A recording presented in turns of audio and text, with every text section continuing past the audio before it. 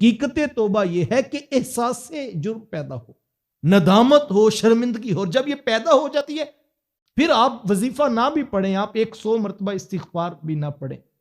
اللہ اکبر، یعلم خائنۃ الاعین وما تخفی الصدور. وہ تو بند سینوں کی کہانی جانتا ہے، اس کو پتا ہے کون کس انداز پہ میری طرف متوجہ ہے، اور اس کے دل کی کیفیت اس کے سامنے جو روز روشن کی طرح عیاں ہے. تو اصل یہ چیز ہے کہ احساس ندامت ہو جائے، اور یہ بہت بڑی چیز ہے. اللہ کے رسول صلی اللہ علیہ وآلہ وسلم تشریف فرماتے، صحابہ بیٹھے تھے، ایک حبشی نوجوان آیا اور اس نے حضور علیہ السلام کی بارگاہ اقدس میں حاضری کا جب شرف پایا تو حضور سے عرض کرتا ہے کہ حضور میرے سے ایک غلطی ہو گئی ہے اور میں حاضر خدمت ہوں، کیا میرا رب مجھے معاف کر دے گا؟ تو حضور میں ہاں، تم اس سے توبہ کرو، اس سے رجوع کرو، وہ تمہاری غلطی کو معاف کر دے گا.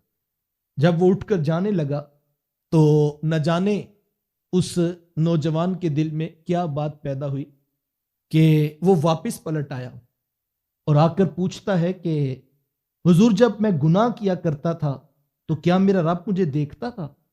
تو حضور میں ہاں، وہ تو دیکھتا تھا.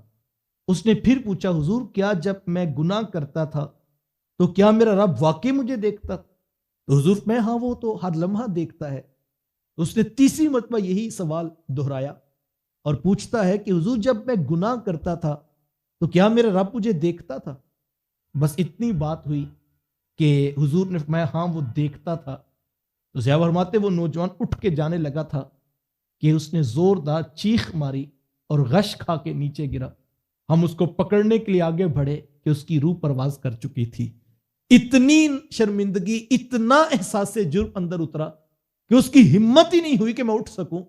کوئی نہ دیکھ رہا ہو پھر بھی احساس پیدا ہو جائے بڑی بات ہے، لیکن جب وہ دیکھ رہی ہے ذات اور لمحہ لمحہ انسان اس کی نگاہ میں ہے، زمین کی 7ویں کوٹھڑی میں بھی جا کر وہ گناہ کرے گا تو اس کی نگاہوں سے پوشیدہ نہیں ہو سکتا